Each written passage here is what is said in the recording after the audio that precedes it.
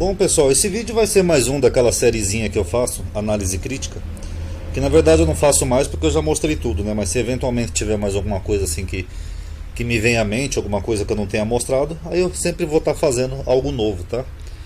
E só deixando um aviso aqui, como eu faço no começo dos vídeos, tá? Esse vídeo vai ter uma certa polêmica, tá? Então, se você é cristão, tem sua fé religiosa, como eu já disse, eu respeito, cada um acredita no que quiser. Então nem assista o vídeo, assim evita aqueles embates, aqueles comentários chatos. E evita também de você ter sua fé ofendida por alguma coisa que possa ser mencionada no vídeo. Na verdade, o que me levou a fazer esse vídeo foi um comentário que teve agora há pouco no grupo, que o rapaz falou daquela mulher síria fenícia, né, que Jesus chamou ela de cachorrinho, né, dando a entender que os gentios fossem cachorrinhos. Aí eu lembrei que Jesus também falou com o cinturão romano. Todo mundo conhece essa passagem aqui, né, da cura do servo do cinturão romano. Mas essa passagem tem dois probleminhas aqui. Primeiro, será que essa passagem realmente é real? Porque Jesus trata mal uma mulher que não é judia, chegando a comparar os gentios com cachorrinho, e nós temos essa passagem que favoreceria o Império Romano. Que nem eu já mostrei naquele vídeo, será o Novo Testamento uma construção romana? Dá a impressão que essa passagem é para favorecer os romanos. Mas fora isso, tem mais uma curiosidade aqui por trás da passagem. Vamos analisar então aos poucos. Primeiro, a cura desse servo do centurião, ela não figura em Marcos, que é o evangelho mais antigo. Quem já acompanha a minha série Análise Crítica sabe que eu já mostrei sobre a fonte Q, os evangelhos, parece que um foi tomando coisas do outro, talvez tivesse uma outra fonte alternativa, etc. E no relato mais antigo, que é o de Marcos, não tem essa passagem, então é estranho. E ela aparece apenas em Mateus, Lucas e João. Só que se os autores dos evangelhos eram testemunhas oculares dos fatos, e foram inspirados pelo Espírito Santo, né, o que acredita só a Escritura, então eles descreveriam este milagre de uma mesma forma. Não deveria ter certas divergências, né, porque afinal eles viram Jesus e esse personagem. Mas algumas diferenças absurdas, com todo respeito, mas são, dão a impressão de que a história não é real.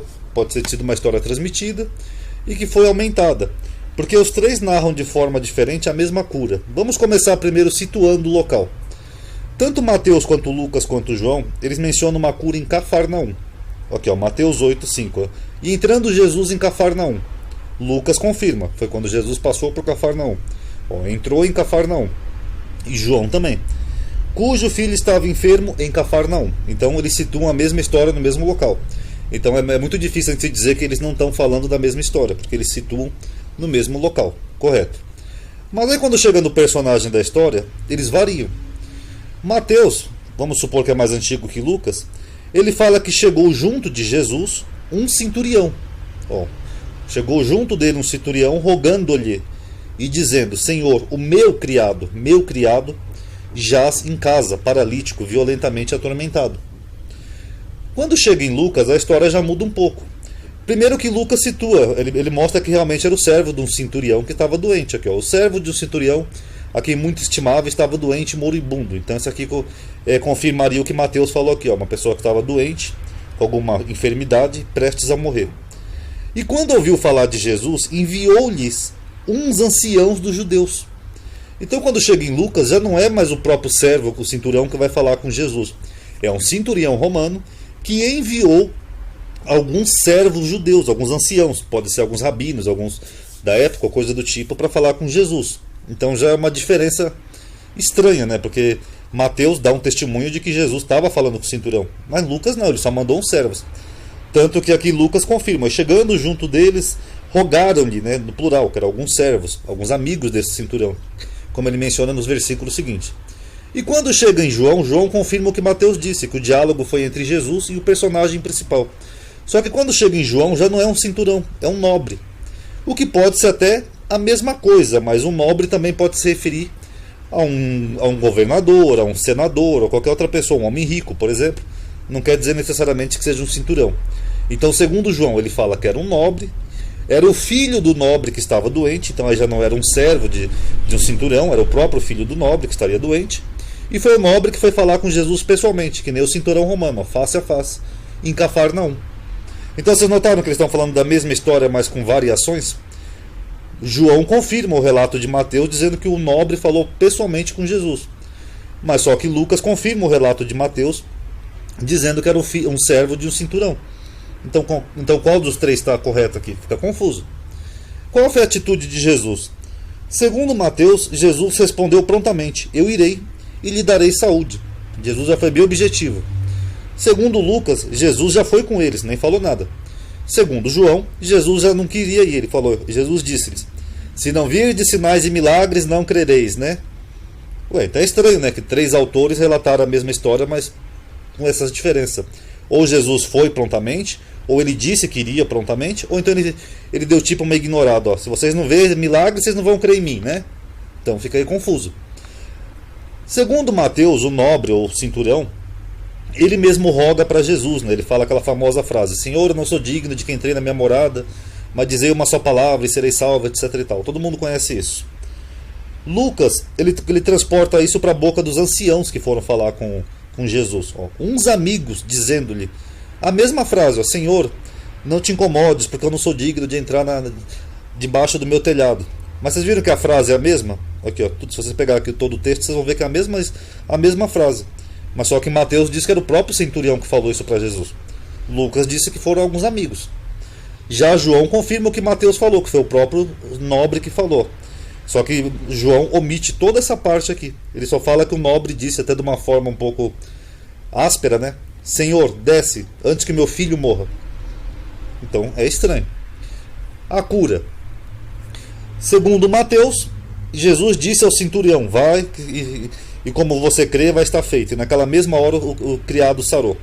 Lucas confirma, só que ele coloca situa a história com os amigos, né, do centurião. Ó, e voltando para casa, os que foram enviados. Então, segundo Lucas, não foi o centurião que foi falar com Jesus, eles já acharam o servo curado. João, apesar dele dar uma aumentadinha aqui no texto, mas ele fala basicamente a mesma coisa. Jesus diz para o nobre: ó, vai, o teu filho vive. E o homem acreditou, foi para casa, e naquela mesma hora que Jesus tinha falado, o filho do homem estava salvo, em Cafarnaum. Então vocês veem que eles estão falando a mesma história, mas com variações. Porque eles devem ter usado talvez a mesma fonte, então cada um entendeu de um jeito. Mateus falou que foi um cinturão, que tinha um servo doente. Lucas entendeu que o cinturão mandou amigos, né, anciãos, falar com Jesus. E João fala que foi um homem nobre cujo filho estava doente. E aí, qual dos três é a verídica? Por que Marcos não mencionou essa história? Quais foram as fontes de Mateus, Lucas e João? Por que João omite que o nobre seria um cinturão romano? E por que João também omite essa parte do rogo aqui dele? Senhor, não sou digno que entrei na minha morada, etc e tal. Se os dois primeiros, Mateus e Lucas, foram testemunhas oculares, por que Mateus viu o próprio centurião dialogando, deixa eu só corrigir aqui uma letrinha que eu pus errado, com Jesus, e Lucas não? Então, será que é uma história realmente real? Lembrando que Jesus, quando foi uma mulher que não era judia, Jesus tratou ela assim, ó: não é bom pegar o pão dos filhos e dá-los aos cachorrinhos. Já nessa passagem desse nobre, o centurião, desse personagem aqui, Jesus prontamente cura o homem e não fala nada disso, não compara o homem por ser gentil com cachorrinhos. Então vocês tirem suas reflexões. Agora, o que tem de estranho aqui nessa história também? Aqui o termo o meu criado, que figura em Mateus, aqui em grego é pais. A palavra grega pais, elas têm vários significados, mas quase sempre são parecidos, como criança, ou seja, uma pessoa jovem, um menino, um garotinho, ou um servo, que é como é traduzido aqui nas Bíblias em Mateus 8. Só que nesse último caso, né, do servo, embora num sentido pouco comum, ela pode ser traduzida e interpretada como um escravo jovem, cujo proprietário mantém para favores sexuais. Vocês vão entender por quê daqui a pouco.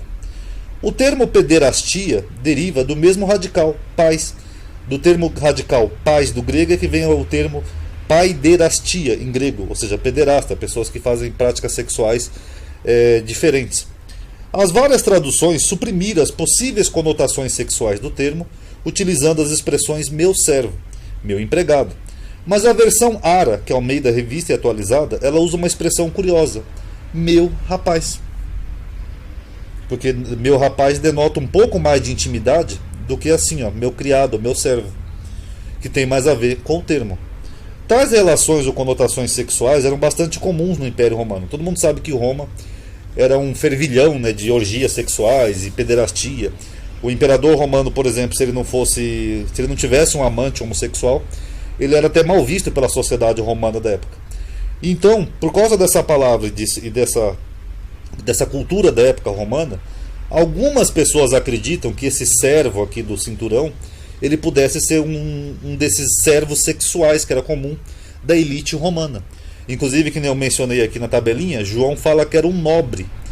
Então os nobres romanos, a nobreza, era muito comum na nobreza romana um nobre ter um jovem amante sexual, geralmente jovem. Vocês podem ver, por exemplo, o imperador Adriano, Calígula, Nero, era muito comum. E como esse personagem aqui dessa história era romano, então algumas pessoas têm essa suspeita. E embora condenadas pela tradição judaico-cristã, a sociedade romana tolerava esse tipo de coisa. Não só tolerava, como incentivava, né? Lucas também utilizou a palavra íntimos, termo que denota também afetividade e intimidade. O relato de Lucas, no caso, se refere ao servo. Perdoem a pausa aí que meu gatinho escorregou e caiu aqui. O relato de Lucas refere-se ao servo como doulos. O termo mais específico que significa servo, ou seja, essa palavra quer dizer literalmente servo. Então Lucas não usou a mesma palavra que Mateus, que é pais. Porém, sem uma conotação de escravidão, o que também é estranho. Quer dizer, é um servo, mas servo do quê? Servo nem sempre é escravo. Por exemplo, uma pessoa que presta serviço é um servo. Então fica diferente. Aqui esses colchetezinhos é que eu copiei de um artigo isso daqui, tá, pessoal? Então tal acepção reforça o conceito de que não se tratava de um escravo comum. O texto de João coloca-o como filho do comandante, né, filho do nobre, o que reforça os laços afetivos entre eles, ou seja, pessoas que tinham uma proximidade, uma intimidade, já que um filho desfruta, né, de tratamento e consideração superior à relação senhor-servo. Porém, é improvável que se trate de um filho, pois o termo doulos que Lucas usou descarta essa interpretação. Ou uma outra hipótese, que eu já falei nessa série Análise Crítica, da impressão que um evangelista ia corrigindo e adaptando as coisas do relato anterior. Também João pode ter dado uma mudada no texto. Em vez de ter sido meu servo, ele pode ter mudado e colocado como filho. Também é uma hipótese. E Lucas também afirma que ele havia construído uma sinagoga. Está aqui, ó. Cadê o relato de Lucas? Eu não copiei aqui, uns versículos anteriores. Assim, não, copiei sim, ó. Porque ama a nossa nação e ele mesmo nos edificou uma sinagoga. Então Lucas menciona isso, esse detalhe. Portanto, o cinturão era um homem rico, podia ser até um nobre, como João falou, e poderia substituir facilmente o servo a qualquer momento. Ou seja, se fosse um homem que tivesse um servo doente, deixa eu só fazer uma pausa aqui, senão vocês não vão entender. Os romanos eram cruéis, eles eram bárbaros, e empregados, escravos, para os romanos não era nada. Se um soldado romano tivesse um escravo doente, ele simplesmente ia deixar para lá e comprar outro escravo. Até porque o homem era rico, ele tinha dinheiro para construir sinagoga. Ah, senhor, teu escravo tá doente. Ah, foda-se, compra outro. Era basicamente assim a sociedade romana. Os romanos não tinham muitos sentimentos. Então é estranho aqui nesse relato que esse homem ele tem um apego por um servo. Porque quer dizer, ah não, meu servo está doente, eu vou rogar para Jesus curar. Então essa é uma questão curiosa aqui no texto. Seria só ele comprar outro escravo. Então as motivações do centurião são, antes, afetivas, ou seja, ele tinha um carinho muito atípico por um servo, o que não era comum dos romanos, ainda mais se fosse se tratando de um escravo, até porque se fosse um escravo que ele tivesse todo esse carinho ao ponto de pedir para Jesus liberar, não seria mais escravo, ele já teria dado uma carta de alforria para esse escravo, né? Então é meio estranho. Mas provavelmente também tem a hipótese de ser uma relação homoafetiva. Lembrando, tá, que a sociedade romana era muito comum relações homoafetivas. Vocês podem ver na história secular, Nero, Calígula, Adriano, todos eles. Então o mesmo texto indica que possivelmente era um homem temente a Deus, porque além de construir uma sinagoga, ele creu em Jesus. Deixa eu só colocar aqui que eu cortei sem querer o finalzinho. Mas é estranho, né? Um centurião romano, supostamente um nobre, como o João mencionou, simplesmente ter todo esse zelo, né, por um servo doente. Enfim, então analisem aí, tirem suas conclusões. E é estranho que Marcos omite nessa passagem, que seria o relato mais antigo. Ela só figura em Mateus, Lucas e João. E também é estranho, né, que o próprio Jesus, quando foi aquela mulher síria fenícia, vocês podem ver aqui na sua Bíblia, em Mateus 15, 25 27, Jesus não queria nem atender a mulher só porque ela era gentia. Já chega nessa passagem aqui do nobre romano, nós temos todas essas curiosidades aqui. Então analisem aí, tirem suas conclusões, ok? Paz a todos.